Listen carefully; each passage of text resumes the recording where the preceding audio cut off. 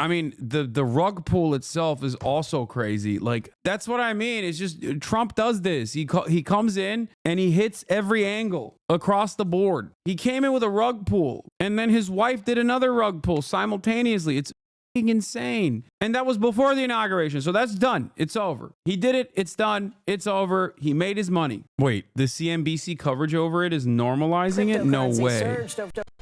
Donald Trump's newly created cryptocurrency surged over the weekend. Robert Frank joins us this morning with more on that.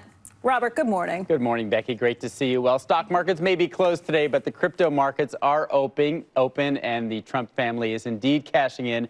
Trump's net worth ballooning over the weekend thanks to that new token. It shot up to around $74 on Saturday, now settling down to around $50.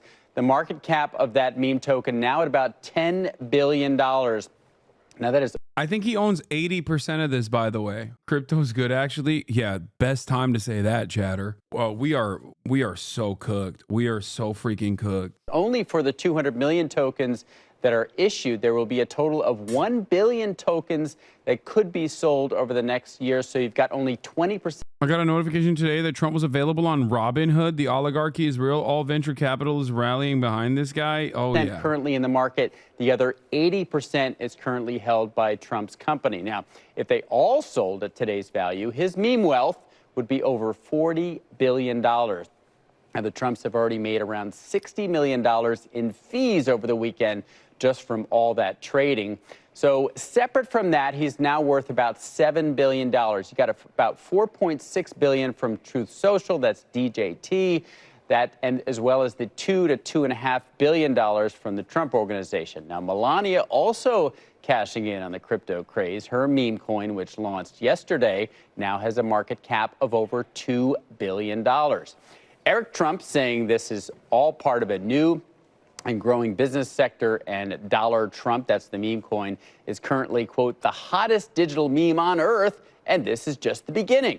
Disclosures on the token's website state, quote, Trump memes are not intended to be an investment or security and is not political and has nothing to do with political campaigns or any political office or governmental agency. So, but clearly, Becky, this is the first time we've seen political power translate so quickly into crypto wealth.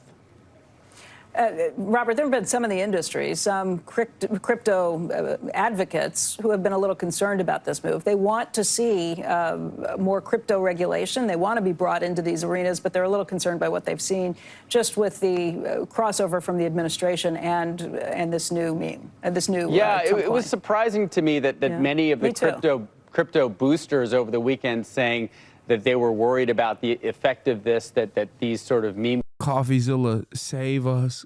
Coffeezilla, save us. Save us, Coffeezilla, save me. The now president of the United States of America, 2 days out from his inauguration, did a classic scam. No other way to put it. I'll use the old people terminology for it. A classic Ponzi scheme, a scam, okay, to the tune of perhaps maybe even multiple billions of dollars, okay, if he sells. I don't know how much he sold so far in the time of this video. I think the worth was at like 50, now it's down to 30 or something, and that's because, you know, it's tanked. A pump and dump, a rug pull, and the like one of the most serious broadcasters of markets is covering it in this way. Like, CNBC is supposed to be a serious organization.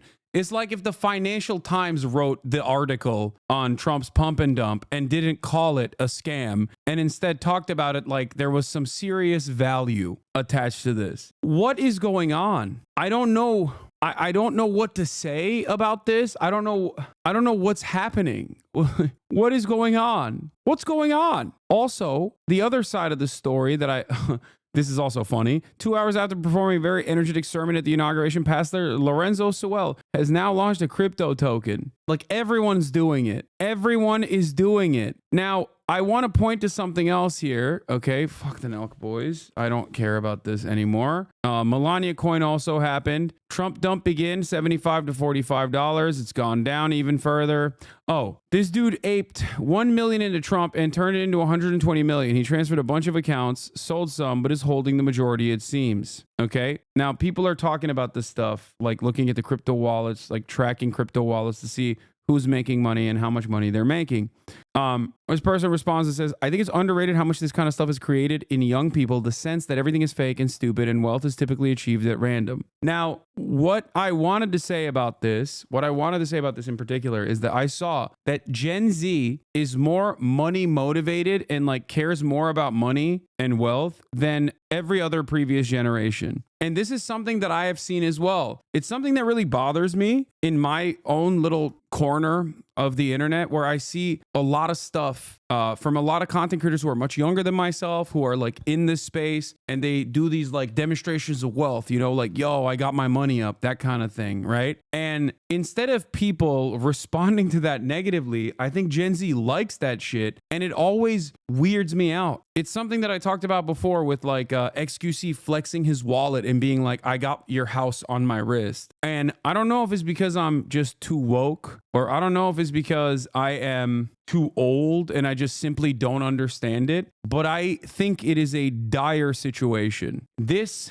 paired up with the reality that upward social mobility through normal means like going to college and getting a job and, you know, being able to purchase a house and being happy and financially secure is seemingly a dream that will never happen. I think a lot of people, a lot of younger people have completely dropped that notion because it's impossible to achieve. The point I'm trying to make is that people flex, like people genuinely flex a lot of wealth. And I think Gen Z, more than any other generation, responds to that positively. And I don't like that. I think it's dire. The situation is dire. Like the Andrew Tates of the world. You know what I mean? Like, look at me. I have a Bugatti. That immediately is like a positive thing. There should not be a positive association with that. Does that make sense? And I think the reason why they have this like hyper focus on wealth and getting their money up and not their funny up and doing all these schemes is because normal means of having like a reasonable middle class existence is impossible. It's just impossible. And in the absence of that possibility, people just look to these like get rich quick schemes and oftentimes end up losing a lot more than they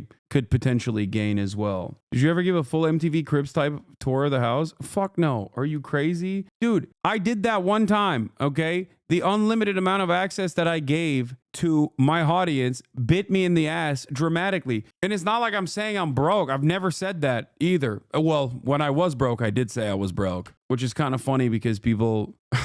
It's kind of funny because people still, that Charlie Kirk video got recirculated recently, back when in like 2016 or whatever, 2017, when I debated him at Politicon. And I was talking about how I made $65,000 a year at the Young Turks. And people in the comments were like, look at this rich asshole lying. Yeah. Can you imagine lying about your salary? You live in a $3 million house. It's like, dude, that's time. It changes. Okay. That was fucking, you know, at this point, almost 8 years ago. Yes, time has changed.